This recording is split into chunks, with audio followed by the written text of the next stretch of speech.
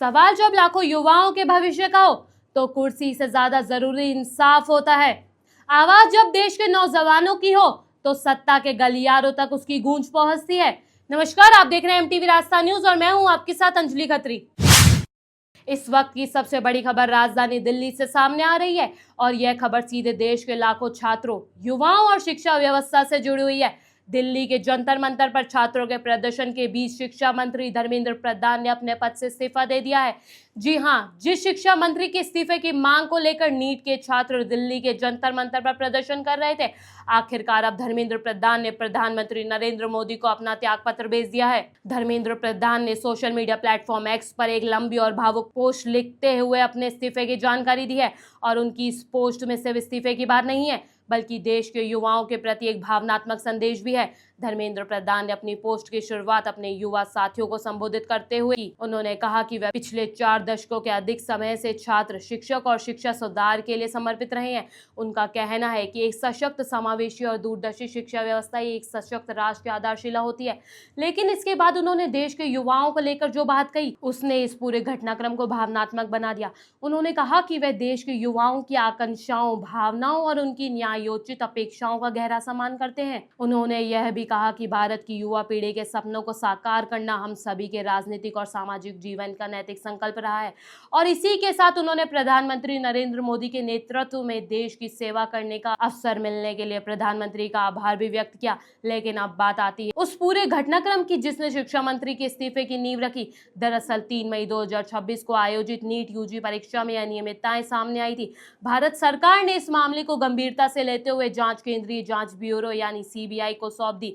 इसके साथ ही परीक्षा को रद्द किया गया और दोबारा परीक्षा कराने की तारीख घोषित की गई। इतना ही नहीं, अगले वर्ष से नीट यूजी परीक्षा को कंप्यूटर आधारित टेस्ट यानी सीबीटी मोड में कराने का भी निर्णय लिया गया। इस पूरे घटनाक्रम के दौरान सरकार की सबसे बड़ी प्राथमिकता थी कि देश के 20 लाख से अधिक छात्रों की परीक्षा सुचारू रूप से आयोजित की जाए। इसके लिए पूरे सरकारी तंत्र को एक साथ काम करने की जिम्मेदारी दी गई।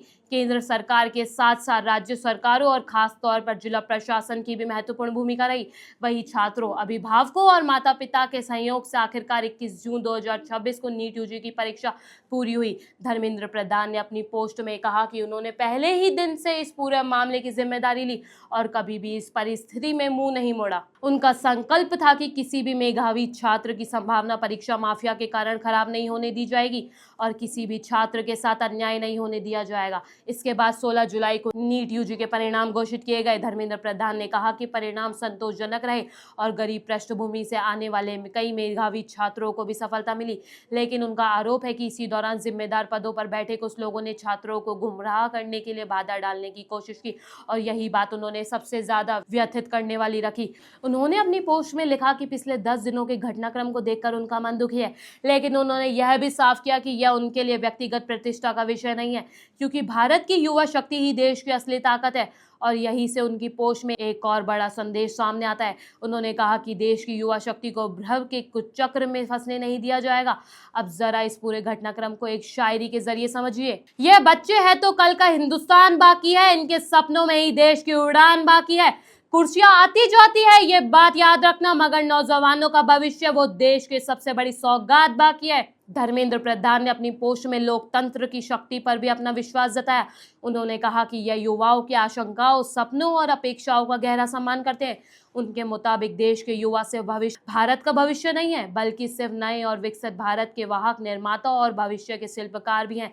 लेकिन अब आता है इस पूरी कहानी का सबसे बड़ा और अहम हिस्सा। जंतर मंतर पर और देश के अन्य हिस्सों में बने हालात को देखते हुए धर्मेंद्र प्रधान ने प्रधानमंत्री नरेंद्र मोदी को अपना त्यागपत्र भेज दिया है।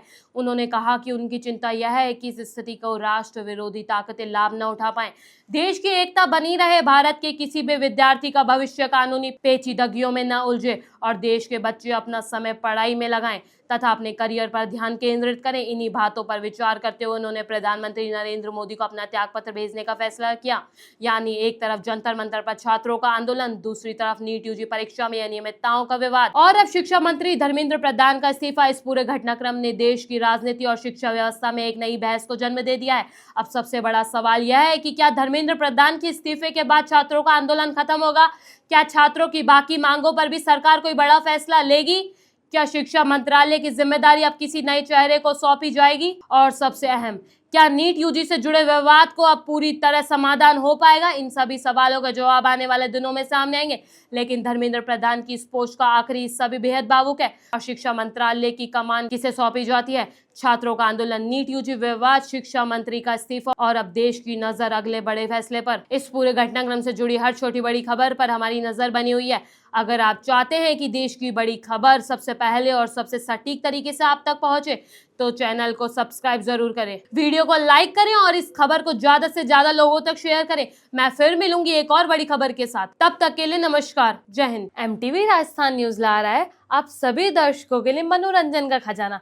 देखिए हर मंगलवार शाम 7:30 बजे Rajasthani song only for MTV Rajasthan news पर।